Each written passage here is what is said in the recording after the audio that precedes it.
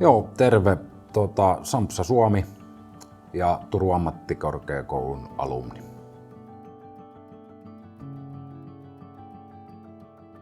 Se oli varmaan ihan oman asuinpaikan takia, miksi mä valitsin. Et siinä ei ollut mitään erityistä syytä, miksi juuri Turku. Et asunut Turun seudulla ja mua kiinnosti viranomaistoiminta ylipäätään. Et mulla oli vaihtoehtona aikanaan niin poliisi, palomies, ensihoitaja tai sotilas.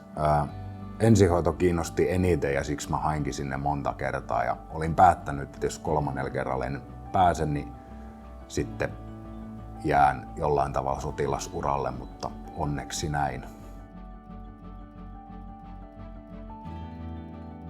Tällä hetkellä työskentelen Salon ensihoitoalueella ensihoidon kenttäjohtajana.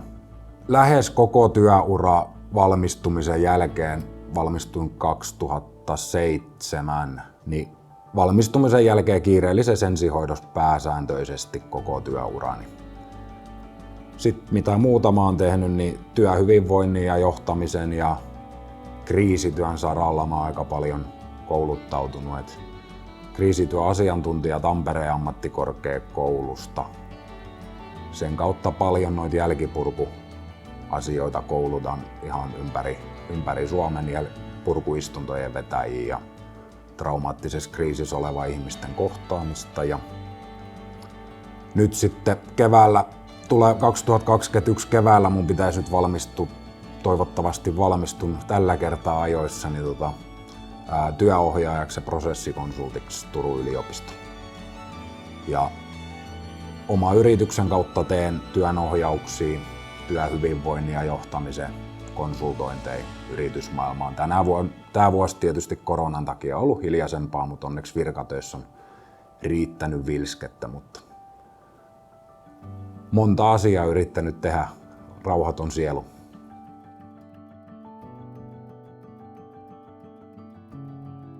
Varmaan semmoisen kipinän opiskeluun ehkä. Et se tietysti nuorena miehenä, kun ammattikorkeakoulun nuorisopuolelle tuli, niin se oli vähän sellainen, että nyt täytyy lukea itselleen ammattia. Varmaan näin olikin ensimmäiset pari vuotta, että opiskelijan elämä oli kivaa ja vauhdikasta ja suuremmat filosofiset ajatukset jäi vähän taaemmaksi. Mutta kyllä se semmoisen kipinän opiskeluun antoi, että sitten kun koulusta valmistui, niin ei kauhean kauan mennyt, kun halusi taas uudestaan opiskelemaan. Ja mä oon semmoinen krooninen opiskelija, että mä oon huomannut, että mä oon vuoden yleensä jonkun tutkinnon jälkeen niin laakereilla, ja sitten sen jälkeen mä taas rupean selailemaan, että mitä seuraavaksi.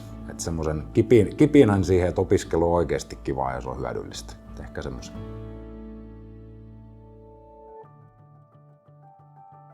Mä luulen, että mä vastaan Raunistulan painisaliin. Mä itse harrastan kamppailulajeja ja mä oon 10-vuotiaan pojan lähivanhempi, joka on ihan kilpapainia. Niin ei ole kotisali, meidän kotisali on Aurassa, mutta käydään paljon myös Alfan painimolskilla painimassa ja urheilemassa. Niin mä luulen, että sen mä valitsen ehkä semmoiseksi Turun lempipaikaksi.